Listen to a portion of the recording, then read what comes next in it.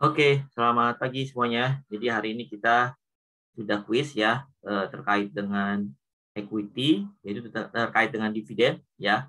Apakah dividennya itu kumulatif, non kumulatif, ataupun participating, non participating, serta analisa laporan keuangan yang terkait dengan ekuitas. Oke, kita akan bahas satu-satu ya.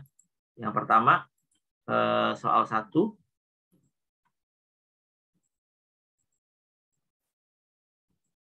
Oke. Luther Incorporated memiliki 2.000 lembar saham, ya 6%, 50 par value kumulatif preference share, dan 100.000 share dengan harga 1 par value ordinary share outstanding Desember 31, 2019 dan Desember 31, 2018. The Board of Directors declared and paid 5.000 dividend 2018, di 2019 24.000 are declared and paid. What are the dividend received by the preference shareholder tahun 2019? Oke, berarti berapa dividen untuk preference shareholder ya tahun 2019? Oke, jadi 2.000 share 6%, par value-nya 50, kumulatif preference share dan 100.000. Oke, jadi preference share-nya berapa? 2.000 kali 50 ya. Par value 50.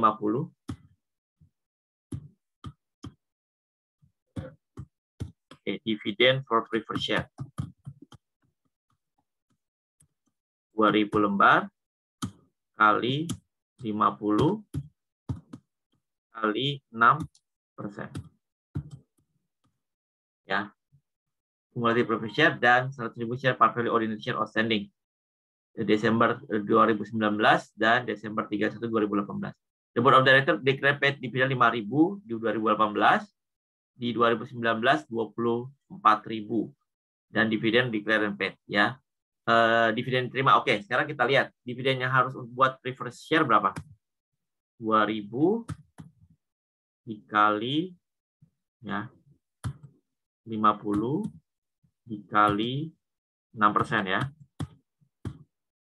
Oke, harusnya kan 6.000 ya. Oke, berarti di tahun 2018 dia cuma bisa ya year 2018 ya. Dividen itu semua untuk preferred share ya berarti ya. Baru dikasih 5.000. Kan dia kumulatif ya, berarti 2019 dia akan dapat dividen berapa? Ya. Dari yang real 2018 berapa? Berarti kurang 1.000 ya. 6.000 kurang 5.000 kurang 1.000 tambah yang 2019 sendiri berapa? Ya. Yang current 6.000 ya. Berarti dia akan dapat berapa? 7.000.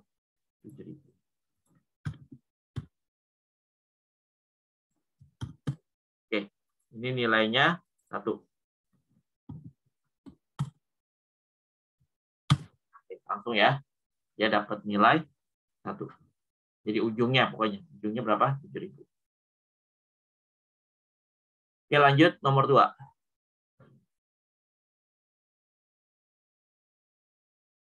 Informasi untuk nomor 2 sampai nomor 4. Oke, soal 2. Assuming, kita lihat dulu pertanyaannya ya. Soal 2.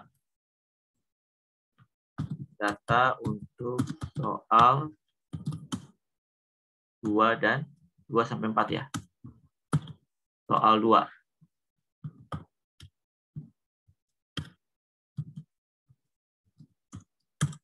Assuming that 150 will be distributed as a dividend in the current year, how much will the ordinary shareholder receive? Ya, berapa dividen akan terima oleh ya pemegang saham biasa? Return Incorporated has outstanding 300 share, $2 par ordinary share, and 60.000 share of no par 8% preferred share with the stated value 5. The preferred share are cumulative dan non-participative. Dividend has been paid in every year except the past 2 years and the current year. Ya, dividen dibayar tiap tahun kecuali 2 tahun terakhir enggak ya? Past 2 year and the current year. Ya. Dividend paid every year except the past 2 year and the current year. Ya. Assuming 180.000 dividend with as dividend in the current year. How much will the ordinary shareholder receive? Oke, berarti shareholder receive-nya ya. Ordinary yang ditanya ya. Berarti buat preferred share-nya dulu. Buat preferred share every year-nya harus berapa? 300.000 kali berapa? Kali 2. Ordinary, sorry. 60.000 ya. 60.000 kali 8% ya. Kali 8% kali 5. 60.000 kali 8% kali 8% kali 5. Ya, 24.000 ya. 60.000 kali 8% kali 5, 24.000.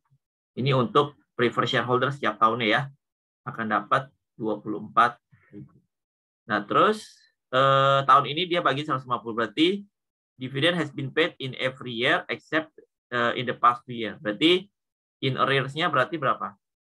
Berarti dividend for previous stock this year berarti berapa?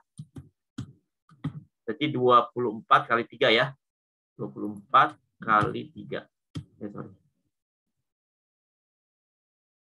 24.000 kali 3. 72.000. Ya. 24 plus 24 tahun ini. Dan dia bilang berapa ordinary share-nya akan bagian. Berarti selisihnya ya.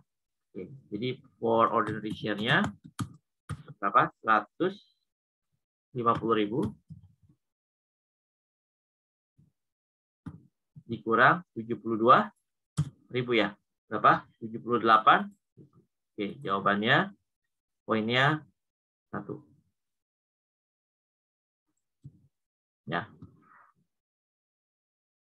Oke, terus soal 3.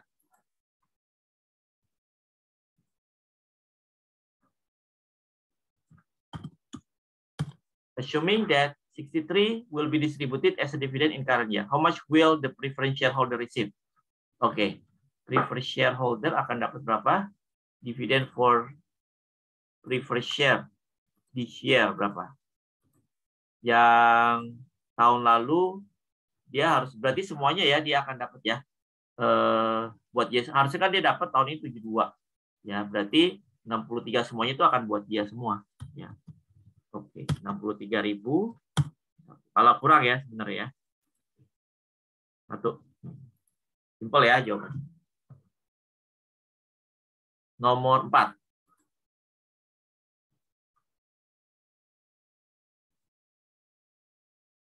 Nomor 4.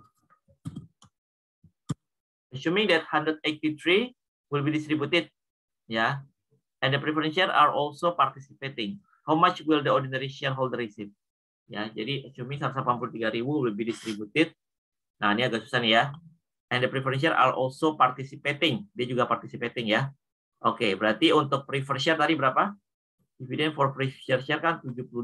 Yang ditanya adalah berapa untuk ordinary share ya. Untuk preferred share aja udah pasti dapat 72. Oke, terus participating for ordinary share dulu ya. Berapa? Ordinary share-nya berarti sama ya persentasenya. Berapa persentasenya? Berarti akan digunakan persentase berapa persen? 8 ya. 8% dikali 8% dikali ya 300.000 kali 2 ya.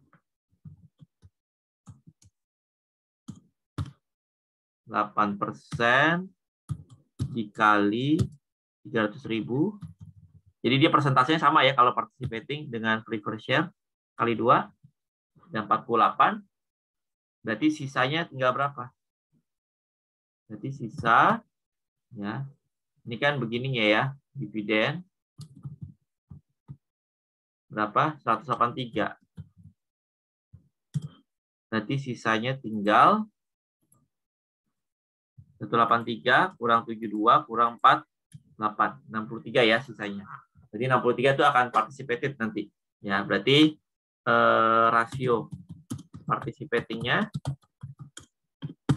preferred share, ordinary share. Preferred share-nya berapa? Preferred share-nya kan ada berapa? Preferred share-nya kan ada 60.000 kali 5 ya. 60.000 kali street value-nya 5 ya. 60.000 kali 5. Sementara ordinary share-nya berapa? 300.000 kali 2. Nah, ini ya. Berarti nanti ini buat participating-nya. Oke, berarti presentasinya berapa? 300 bagi 900. 600 bagi 900. Oke, dikali berapa? 63. Oke, berarti masing-masing akan dapat berapa? 33% kali 33% kali berapa? Kali 63.000. Ini juga sama ya. Oke. Berarti total yang ditanyakan, how much the ordinary share will receive ya. Berarti 48 tambah 42 ya. Total dividen for ordinary share berapa? 48 tambah 42. Oke, 90 ya. Jadi nilainya ini poinnya berarti ini 1 ya. Atau kalau dijawab langsung 90 berarti nilainya 2 gitu ya. Yang pertama dia dapat 48, yang kedua dia dapat 42. Tapi kalau dia langsung jawab 90 langsung kasih nilai 2. Gitu ya. Ada komen? Pak, boleh ke yang 48.000 itu nggak, Pak? 48.000. Ya, ini. OS itu dia dapat 2 tahun berurutan ya, Pak, berarti? Atau enggak 1 tahun aja, Pak? 1 tahun aja dia. Ini bukan 2 tahun. 2 ini kan harga ininya. Parnya kan. Ini dolar ini.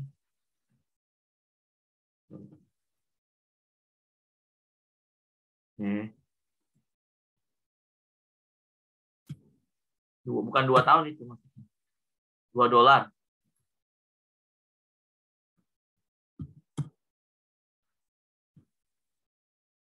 Gitu ya. Jadi jawabannya 90.000. 48 plus 42. Kalau dia bisa jawabannya ya 48 sendiri, 42 sendiri berarti satu-satu. Kalau dijawab langsung 90 berarti nilainya 2.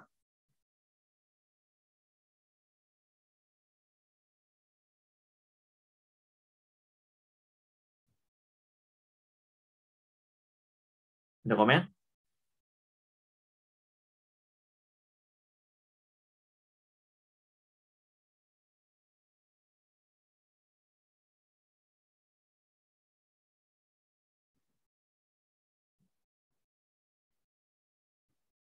Oke, kita lanjut.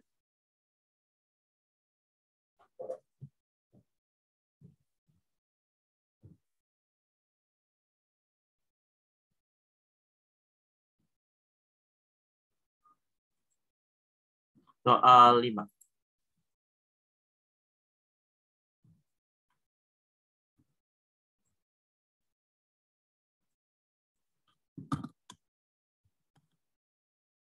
Yodel Incorporated has 50,000 share 10 par value. Oke, lihat dulu tanya. Assuming that Yodel wishes to distribute dividend, the ordinary shareholder will receive.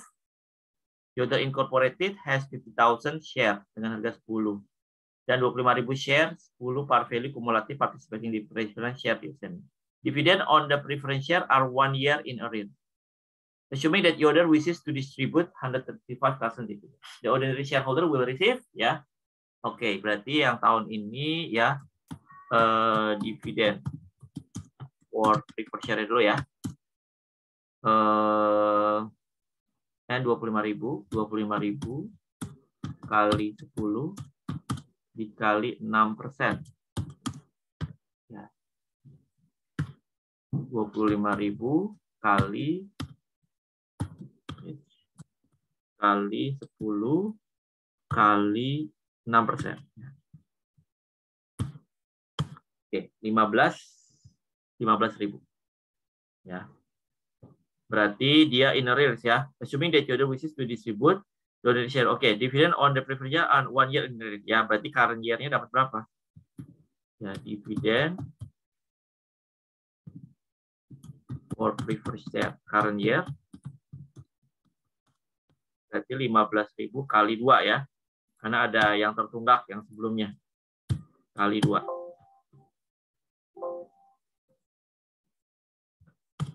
30.000. Ya. Tahun ini dia bagi 135. Berarti dividen untuk ordinary share-nya ya. Dividen for ordinary share.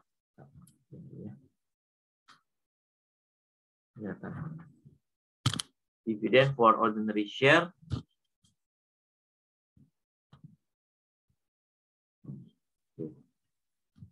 berapa jadinya? Dividen for ordinary share, berarti selisihnya ya 135 dikurang berapa?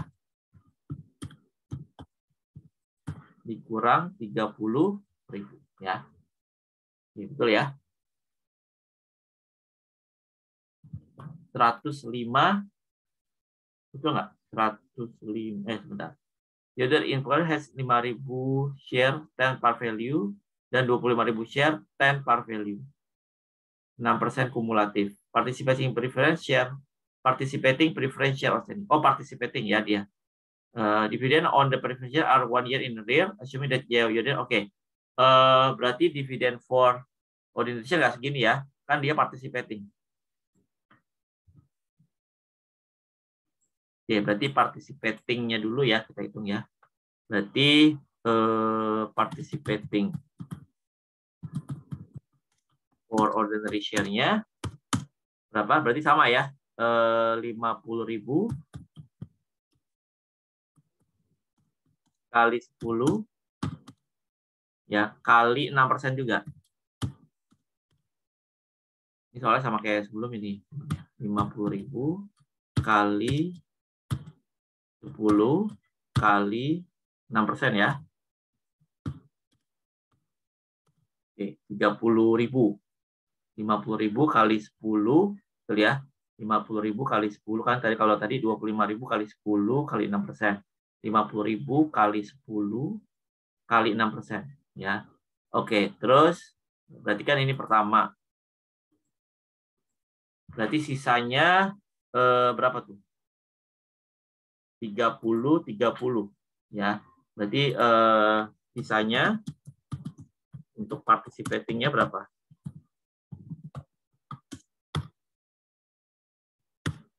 Dia kan mau bagian 135 ya. 135 dikurang 30 kurang 3. Oke, berarti ya sama kayak di sini, rasio untuk participating-nya.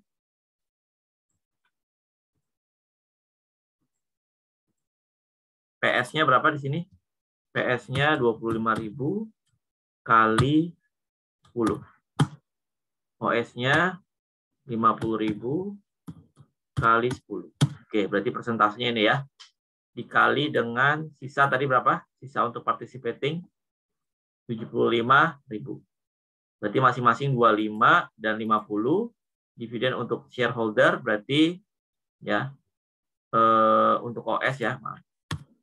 OS berarti 30 tambah 50. Oke, 80 ya. Berarti ini nilainya 1. Itu kalau dia langsung nilai 80 berarti nilainya 2. Ada pertanyaan?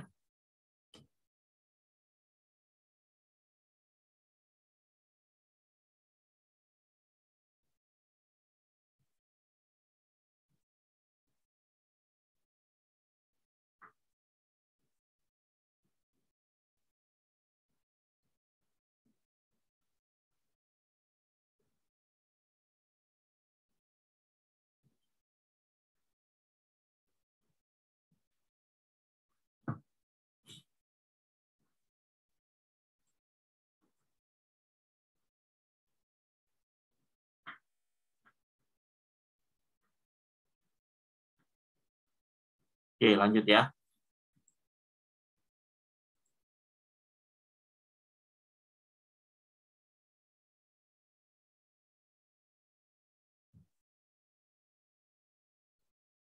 Soal 6.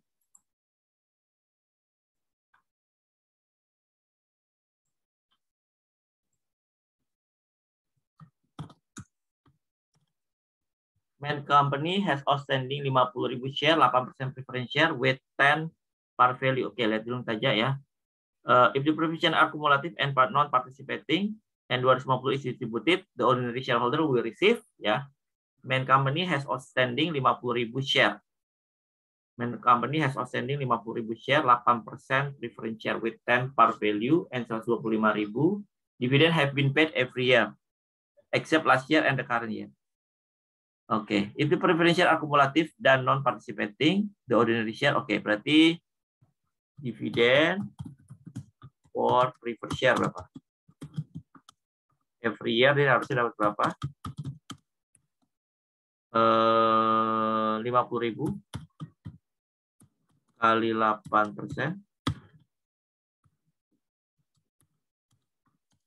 kali 10 ya.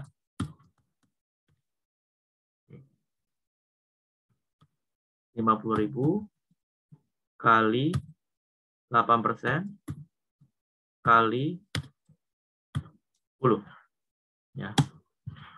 Dia setiap tahun harusnya dapat 40.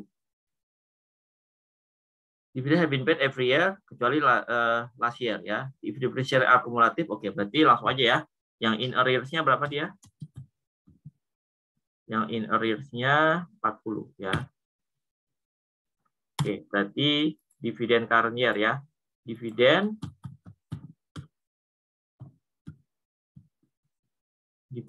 for preferred stock in current year.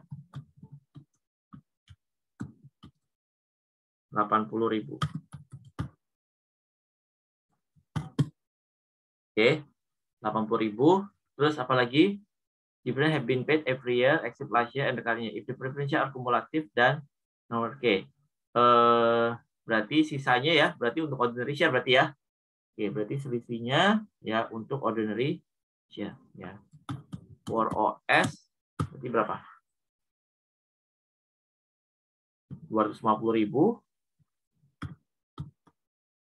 dikurang 80 per 70 ya. Oke.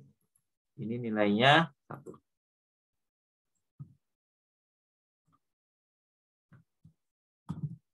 Ada pertanyaan?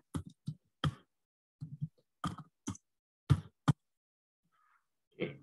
Soal 7.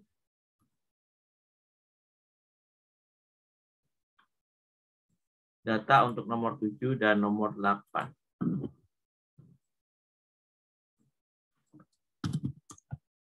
Bapak maaf.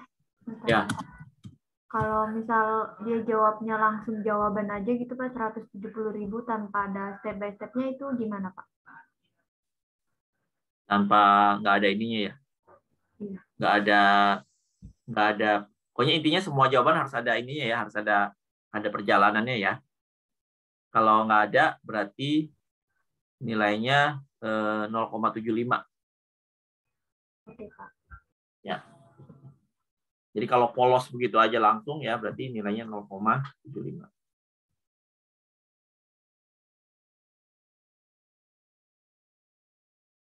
Oke, ada lagi pertanyaan?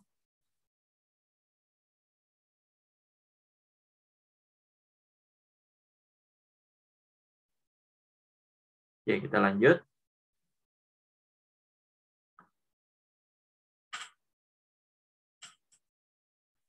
Soal 7.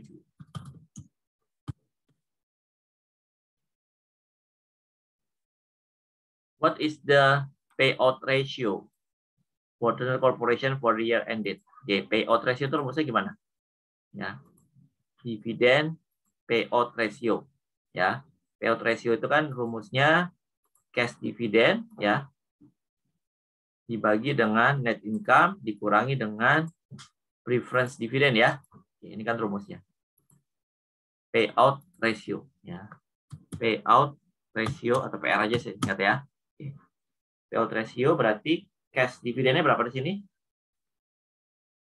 Cash dividend, net income, market price, ordinary share, outstanding, preferential, bla bla bla gitu ya. Oke, berarti cash dividend berapa? 15.000. Ya, berarti 15.000 dibagi berapa?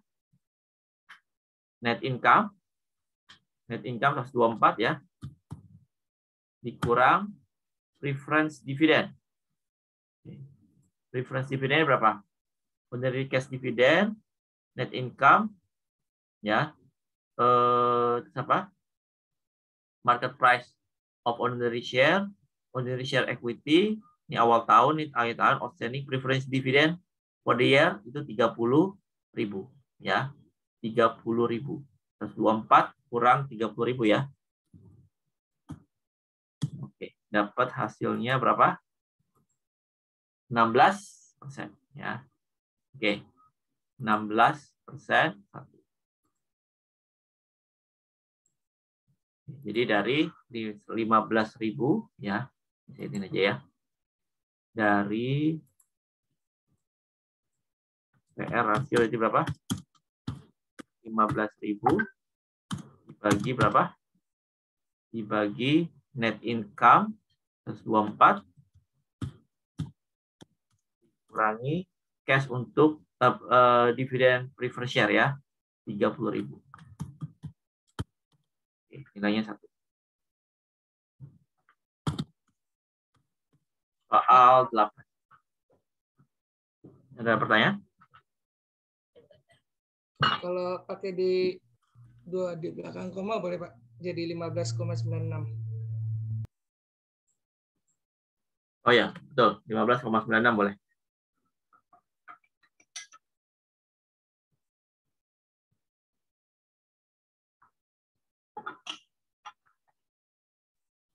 Ya, lanjut. Soal 8. What is the book value per share?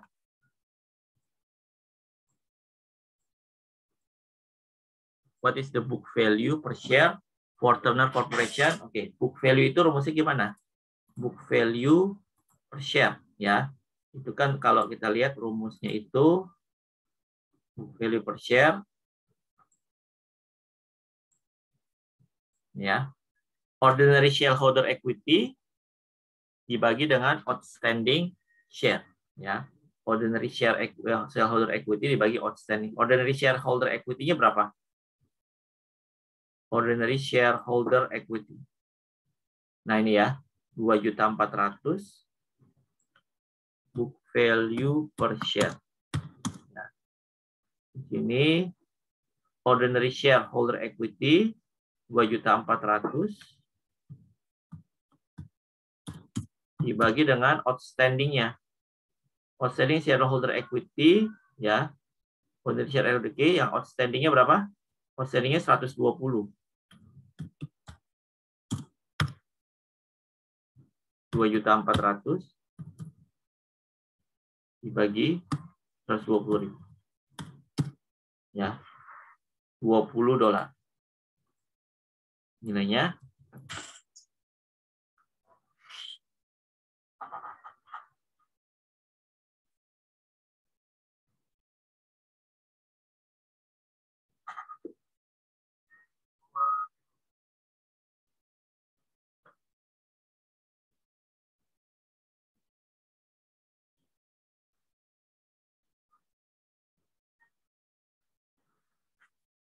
lanjut.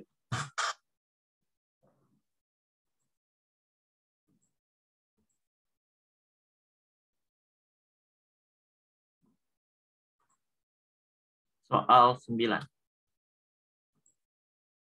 Data untuk soal 9 dan 10.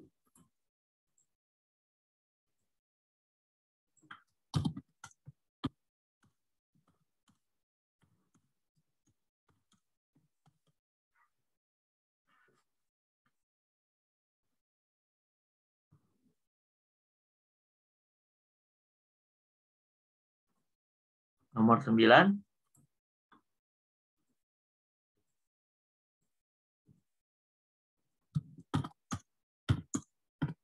What is the payout ratio for land corporation for the year ended? Oke, sama ya. Payout ratio. Tadi rumusnya sama ya. Cash dividend bagi net income. Cash dividennya berapa? Ordinary cash dividend for the year 2019 8.000 ya. Berarti payout ratio sama dengan 8.000 dibagi berapa? Ya. Di mana cash dividend dibagi dengan net income dikurangi preference dividend ya. Ordinary cash dividend net income tahun 2019 pas 93.000 dikurang dengan apa? Dividen untuk preference dividen ya. 15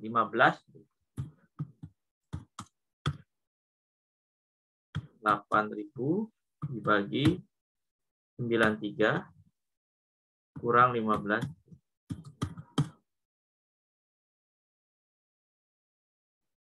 Berapa? 10,3%. Itu ya. Bapak, Ya. kalau 10% aja nggak apa-apa nggak? Ya udah boleh lah. Pak, kalau 10,26? 10,26 boleh. Ini kan juga pasti 26 nih. Ya, boleh.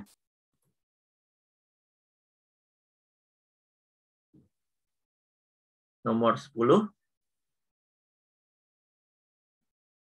Sama ya. Book value per share Worldline Corporation Desember 31. Book value per share sama kayak tadi ya. Pendiri shareholder equity ya. Book value share ya. Ordinary shareholder equity ya. Ordinary shareholder equity 1.800.000 ya. Dibagi dengan outstanding share.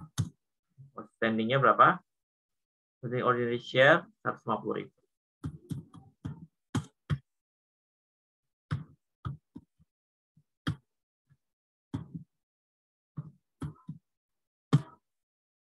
Berapa? 12 ya. Nah. Total nilai semuanya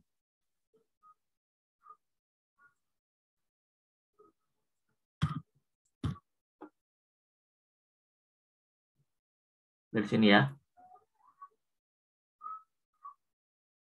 Kalau betul semua berarti nilainya 12.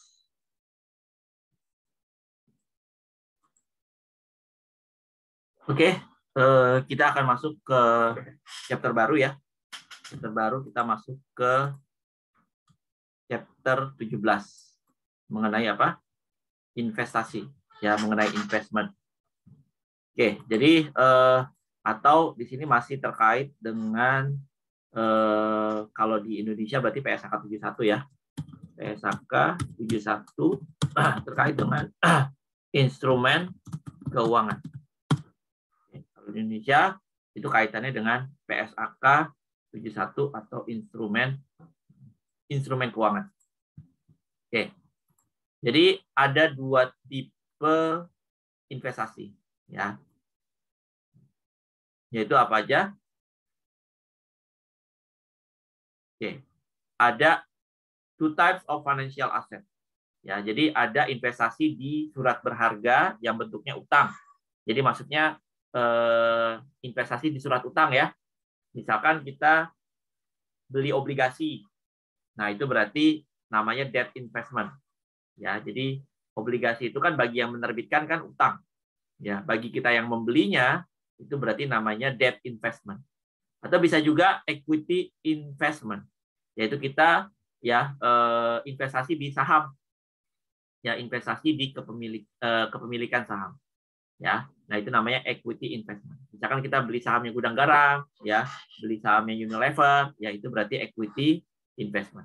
Ya, jadi ada yang investasi di surat utang atau investasi di obligasi atau investasi di equity, ya, atau di saham.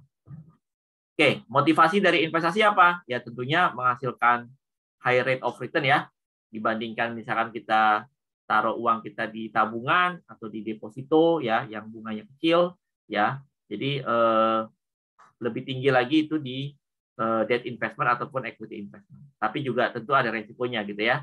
To secure certain operating or financing arrangement with another company. Ya, jadi selain motivasinya untuk mendapatkan high return, ya, high rate of return, juga untuk ya dibilang di sini ada financing arrangement. Misalkan kita punya kontrak pendanaan gitu ya dengan pihak lain, ya pendanaan itu dalam bentuk misalkan ya memang kita mau menyertakan saham di sana gitu ya, gitu. Ataupun memberikan pinjaman dalam bentuk membeli obligasinya mereka. Nah itu adalah motivasi ya dari kita memiliki investasi di debt investment maupun di equity investment.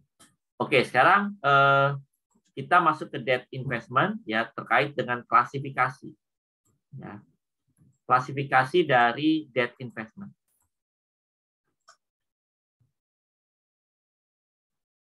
Classification and measurement of financial assets. Jadi ada dua kriteria ya. Bagaimana dasar kita mengklasifikasikan. Yang pertama itu adalah what is the company's business model for managing its financial asset, dan what are the contractual cash flow characteristic of the financial investment. Jadi dalam mengkategorikan debt investment, ya bukan investasi di obligasi misalkan gitu ya. Oke. Ada dua kriteria bagaimana mengklasifikasikannya, yaitu dari bisnis model. Bagaimana bisnis model ya perusahaan itu memanage financial assetnya. Yang kedua, bagaimana kontraktual arus kas, karakteristik kontraktual arus kas dari investasi kita. Nah, ini maksudnya seperti apa? Ya. Nah, di sini kita lihat klasifikasi ya, klasifikasi dari debt investment. Nah, ini. Summary of the classification and measurement of debt and equity investment. Jadi misalkan kita tadi punya obligasi, ya, kita punya obligasi, ya, di mana kita lihat assessment of accounting kriterianya, meet business model, held for collection, and contractual cash flow test. Jadi held for collection itu berarti artinya kita punya obligasi. Kita tahu kan obligasi itu kan ada masanya gitu ya, ada periodenya, kapan dia akan jatuh tempo, ya, kapan dia akan jatuh tempo berarti ada masanya. Nah, di situ bisnis modelnya berarti held for collection. Jadi dia beli obligasi dalam rangka mendapatkan kembali uangnya.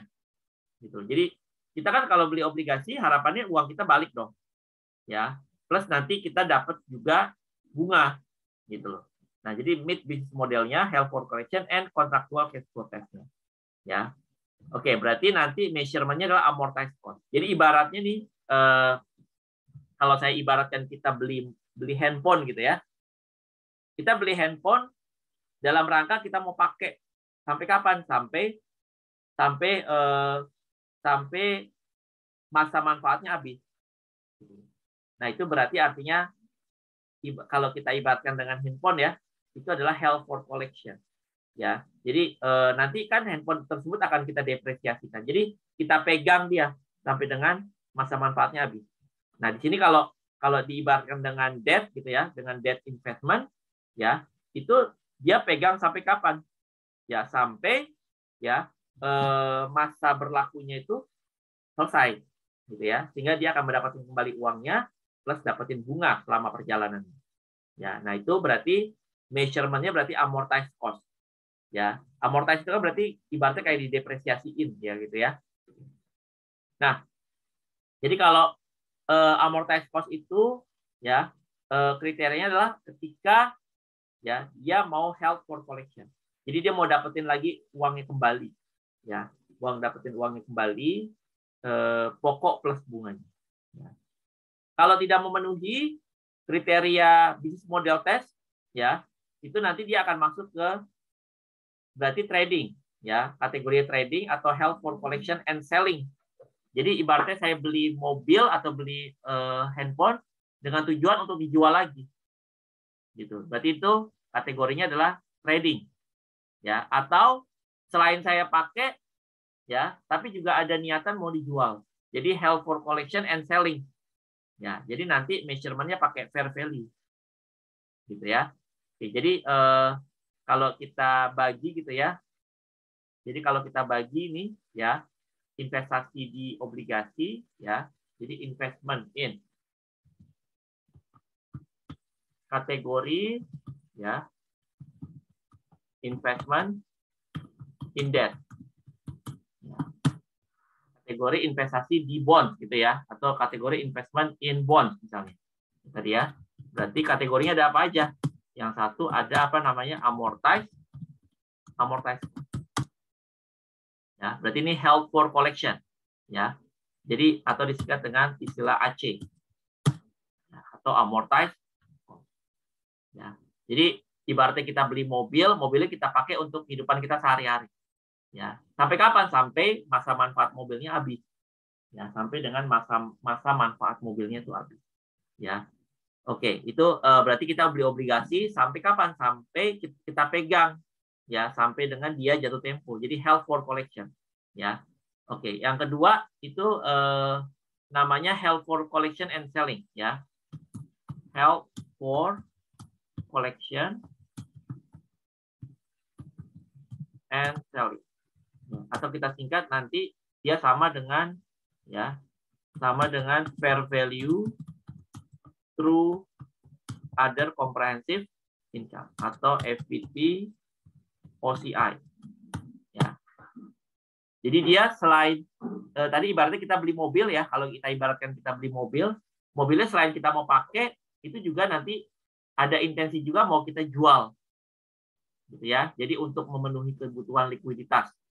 Jadi ada beberapa perusahaan misalkan kayak industri asuransi gitu ya. Jadi kalau dia punya investasi di obligasi itu tidak amortized cost tapi FVT OCI atau held for collection and selling. Ya. Gitu. Jadi karena suatu-waktu misalkan dia ada klaim besar gitu ya dari nasabahnya, dia bisa jual gitu. Jadi held for collection selain dia menikmati nanti misalkan ada bunga gitu kan, tapi juga ada intensi mau dijual. Oke. Lalu yang ketiga ya itu adalah trading. Ya, trading atau juga bisa kita bilang ini adalah fair value through ya profit and loss. Ya, fair value through profit and loss. Nah, ini trading ya. Oke. Keduanya ini yang nomor 2 sama 3 sama-sama menggunakan fair value. Ya.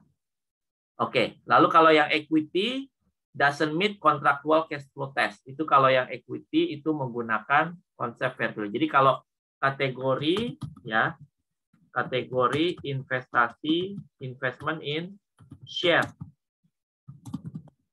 Itu cuma ada 2, yaitu apa? Dia cuma held. Dia cuma apa? Fair value method ya. Berarti dia yang pertama kalau nggak dia FVT OCI, yang kedua dia sebagai trading ya atau FVT PL. Ya, karena dia nggak ada, kalau saham itu kan nggak ada jangka waktunya gitu ya. Jadi nggak mungkin dia menggunakan amortized cost. Ya.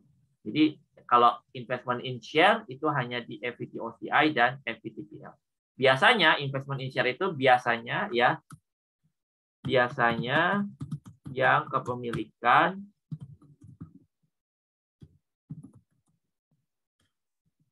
di bawah 20%. Biasanya ya. Biasanya kepemilikan di bawah 20%. Di mana kalau kepemilikan di bawah 20% itu dia tidak memiliki pengaruh signifikan ya. Jadi artinya dia terhadap investinya yang nggak ada pengaruh apa-apa gitu loh. Selain dia punya kepemilikan aja dan dia nanti akan dapetin dividen. Oke, lanjut ya.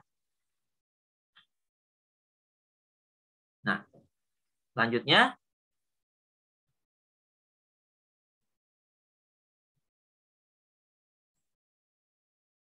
oke. Debt investment dulu ya kita bahas. Debt investment.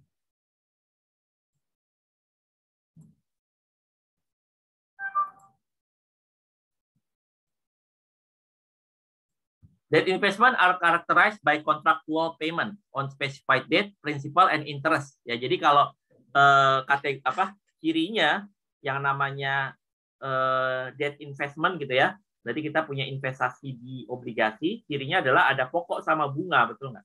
Gitu ya. Jadi kan beli obligasi yang diterbitkan sama pemerintah misalnya. Nah, itu ada pokoknya, ya misalkan pokoknya itu minimal 1 juta misalnya gitu ya. Biasanya obligasi pemerintah itu 1 juta. Ya, plus nanti ada bunganya, ya. Oke. Terus tadi jadi company membagi dalam 3 kategori tadi ya, sama yang udah saya jelaskan di atas ya. Company group debt investment into 3 category. Held for collection and selling and trading ya. Jadi ini AC, FVT OCI dan FVT PL ya. Oke. Nanti kita lihat contohnya ya.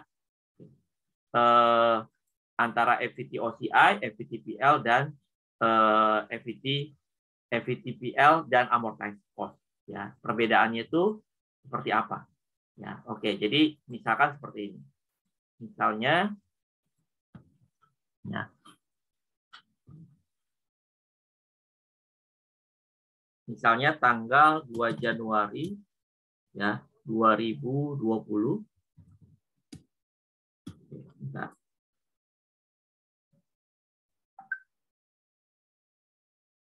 Misalkan 1 Januari 2020, PT Kalbis membeli 1.000 lembar obligasi PT Supra, di mana PT Supra adalah perusahaan yang sudah go public. Ya, nilai nominal obligasi adalah 100, jangka waktu 3 tahun, dan suku bunga kupon 12%. Ya. Oke, jadi 1 Januari 2020, Kalbis membeli 1.000 lembar obligasi PT Supra. Jadi sekarang kita dari sisi PT Kalbis ya. Kalbis membeli ya obligasi PT belum jadi PT Supra ya, dengan harga berapa? 1.000 lembar ya, 1.000 lembar ya, 1.000 lembar dengan nominal berapa? 100 kali 100.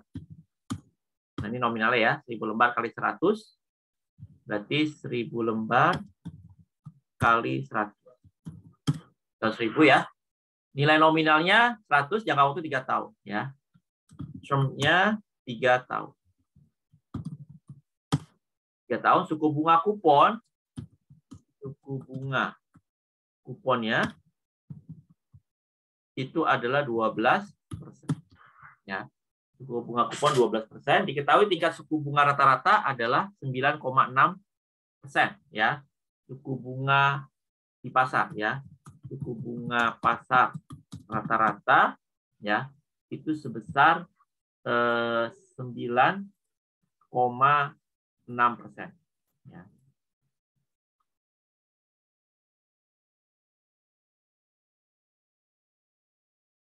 Oke, suku bunga pasar rata-rata itu 9,6. Periode akuntansi PT Kalbis berakhir pada 31 Desember, bunga dibayar setiap 31 Desember. Biaya admin pembelian obligasi 1.026. Oke. Biaya admin pembelian 1.026,3. Harga beli obligasinya 104 ya, 104 973,7. Oke. Jadi harga beli. Jadi total harga beli ya plus biaya admin ya, jadi total kas keluar ya, total harga belinya plus admin 1.026 tambah 104,974 ya, total harga belinya 106 ya, 106.000. Oke, di sini berarti kita bisa bilang ya yield ya, jadi sebenarnya gini, obligasinya harganya berapa? 106.000 ya, obligasinya harganya 106.000 ya, plus apalagi nominalnya sebenarnya 100 ya, nominalnya 100. Kalau misalkan kita beli di pasar perdana ya, biasanya kalau kita beli di pasar perdana itu artinya begitu si perusahaan nerbitin kita langsung beli. Nah, itu namanya pasar perdana. Pasar perdana itu biasanya obligasinya 100 ya, harganya juga 100 gitu. Nah, tapi ini karena kita beli misalkan di pasar yang ibaratnya atau di pasar sekunder lah ibaratnya gitu ya. Atau misalkan memang pada saat launching emang itu harganya tinggi karena peminatnya banyak ya. Nah, ini kita beli dengan harga 106 gitu. Nah, berarti sebenarnya bunga kita itu 12% nggak per tahun? Enggak ya. Karena apa? Karena nanti kan bunga yang kita dapatkan 12% kali 100. Ya. Jadi bunga yang kita dapat, ya, bunga yang didapat tiap tahun berapa? 12% kali berapa? 12% kali 100.000. Sama dengan 12.000. 12% kali 100.000 sama dengan 12.000. Bukan dari 12% kali 106. Ngerti nggak? Ya. Bukan dari 12% kali 106. Paham ya? Sesuai dengan nilai nominal dong. Berarti artinya bunga yang kita dapat tuh sebenarnya nggak 12% realnya. Karena harga beli kita berapa di awal? Harga beli kita 106.000. Tapi bunga yang kita dapat pengalinya itu dari berapa? Dari 100.000, ngerti nggak? Ya. Jadi kita beli obligasi 106, tapi bunga yang kita dapat itu pengalinya 100. Jadi sebenarnya bunga kita nggak 12, betul nggak? Ya. Nah, sebenarnya bunga kita itu yield-nya itu 9,6%. Kayak gitu. Biasanya kalau misalkan kita punya kayak main beli obligasi ya ada aplikasinya gitu ya. Nah, itu kelihatan tuh yield-nya berapa. Ya, berarti yield-nya di sini kalau kita bilang ya, yield dari obligasinya itu pasti di bawah 12%, ya. Yield dari obligasi ini ya, itu 9,6%. Ya. Yield dari obligasi ini ya, itu di bawah 12% berarti ya. Hanya 9,6%. Ya, jadi pasti di bawah 12%, gitu kan? Jadi sebenarnya tuh realnya cuma 9,6%. Karena yang kita belinya dengan harga 106. Tapi bunga yang kita dapat dari 12% kali 100, bukan dari 100, bukan dari 106. Ya. Jadi yield-nya itu 9,6%. Nah, berarti kita jurnal dulu ya. Jurnalnya tadi kan kalau obligasi itu bisa di antara tiga ini ya. Bisa AC, bisa FVTOC atau bisa FVTPL. Jadi tergantung kategorinya itu masuk kategori yang mana di perusahaan kita. Ya, jadi nggak bisa tiga-tiganya gitu ya. Harus salah satu pilih. Ya, apakah itu AC, apakah itu FVTOCI ataupun FVTPL. Ya, oke. Jadi di sini AC-nya kalau dia sebagai AC gimana gitu ya. Kalau sebagai FVT OCI gimana?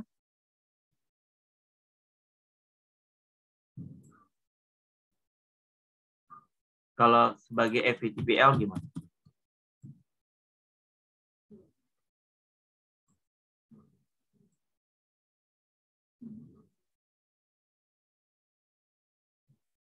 Nah, gitu ya. Kalau sebagai AC gimana, FVTOC gimana, FVTPL gimana? Berarti di sini tanggal 1 Januari 2020 ya. Berarti jurnalnya gimana? Investment pada cash 106.000.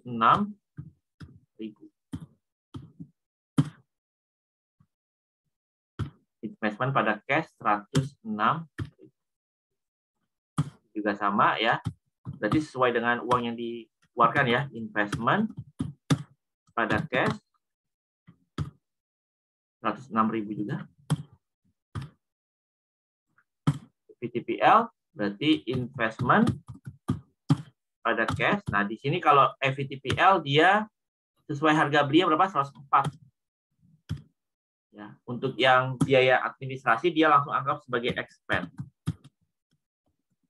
Expense pada cash ya, sebesar 1.002. Nah, expense pada cash sebesar 1.026. Ya. Nah, terus berikutnya ya. Berikutnya kita jurnal per 31 Desember. Berarti dia akan terima bunga ya. Kan di sini dibilang bunga akan diterima tiap 31 ya, bunga dibayar setiap 31 Desember. Ya, berarti dia akan terima bunga tiap 31 Desember 2020, berarti dia akan terima cash pada interest revenue. Ya, cash pada interest revenue berarti dia akan terima berapa? 100.000 kali 12%. Ya, berarti 12. 100.000 kali 12. Jadi akan terima 12. Ini juga sama ya. Cash pada interest revenue 12.000 ya. Cash pada interest 12 ya.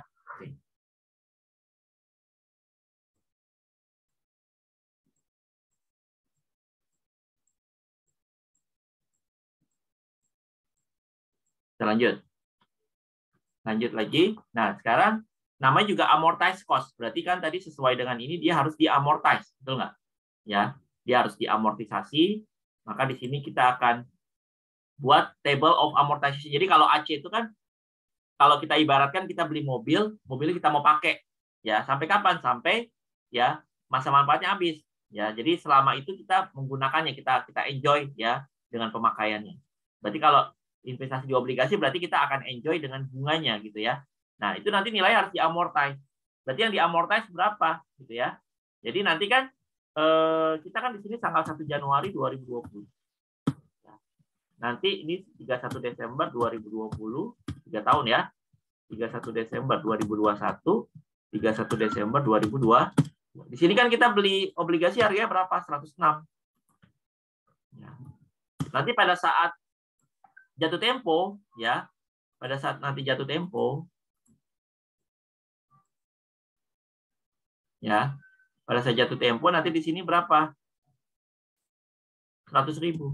Kita akan dapat duit kita akan balik berarti gitu ya. Duit kita akan kembali ya, dinilai berapa? Dinilai 100.000. Ya, sekarang 106 gitu ya. Nanti akan kembali uang kita ya 100.000. Ya. Oke.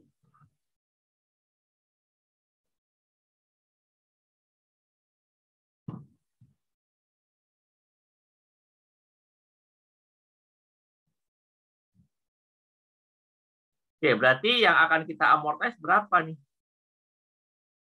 Ya, kita akan amortize dia. Berarti yang diamortize berapa? 6.000 dong ya. Yang akan kita amortisasi berarti kan 6.000. Ya, berarti amortize-nya ya 6.000. Ya, harga awal 106, nanti kita akan amortize dia 6.000. Karena nanti pada saat jatuh tempo kita akan dapetin uang kita kembali berapa? 100.000. Ya, berarti 6.000 itu kita amortize. Berarti table of amortization ya.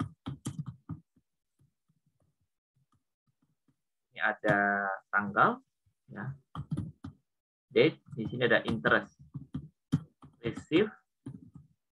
Ini ada interest revenue ya, amortisasi, carrying value. Nah, di sini yield-nya tadi ya. Oke. Namanya effective interest rate-nya ya. Jadi yield-nya itu ya, yield-nya dari obligasi. Jadi kita bisa bilang bahwa yield-nya ini adalah yield-nya itu sama aja kayak effective interest rate atau AIR-nya gitu ya. Ya sama ya, 9,6%. Berarti effective interest rate-nya 9,6%. Nah, di sini 1 Januari 2020 ya. 31 Desember 2020, 31 Desember 2021, 31 Desember 2002. Oke, AIR-nya berapa tadi ya? 9,6%.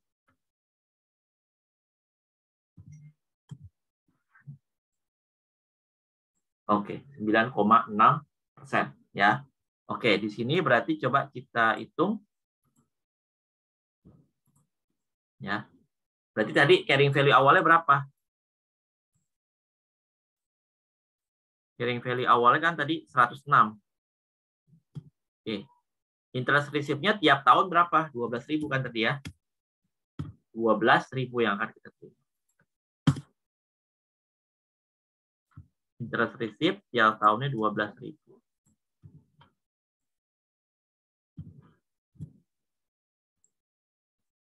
Gitu ya. Nah, interest revenue-nya berarti berapa sebenarnya realnya? Interest revenue realnya itu sebenarnya adalah dari 9,6 ini ya. 9,6% kali berapa? Kali 106. Ya, berarti amortisasinya adalah selisihnya.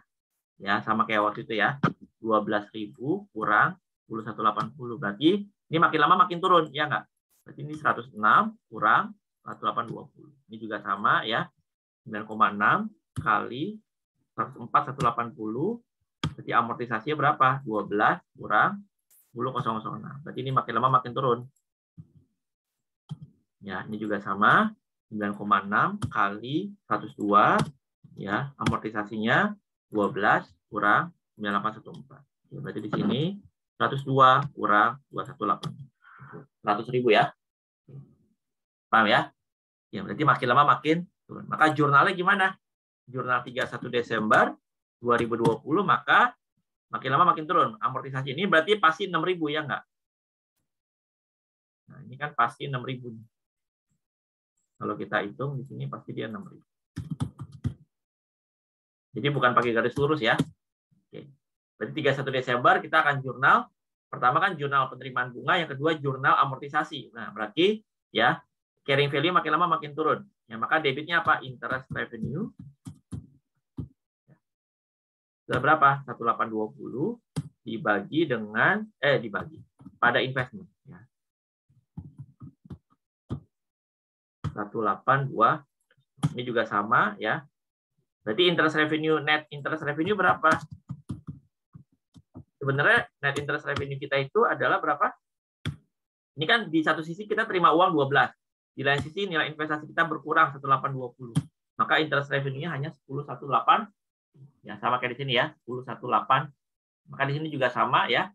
31 Desember 2020 ya, interest revenue pada ya 1820. Nah, kalau yang FVTPL, tadi kan FVTPL itu kayak buat trading ya tadi ya, diperjualbelikan. Nah, dia tidak perlu diamortize. Ibaratnya kalau kita beli mobil, mobilnya itu memang kita mau jual lagi.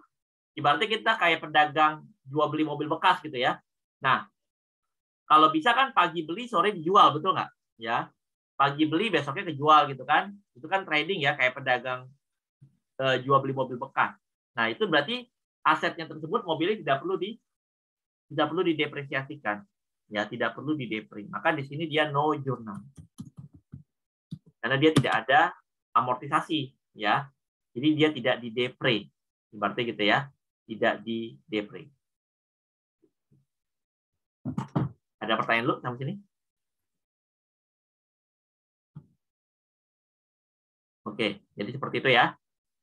Oke, nah selanjutnya oke, saya ada tugas di sini ya. Saya kasih tugas ya. Sampai sini dulu ya, biar nggak nanggung. Tugasnya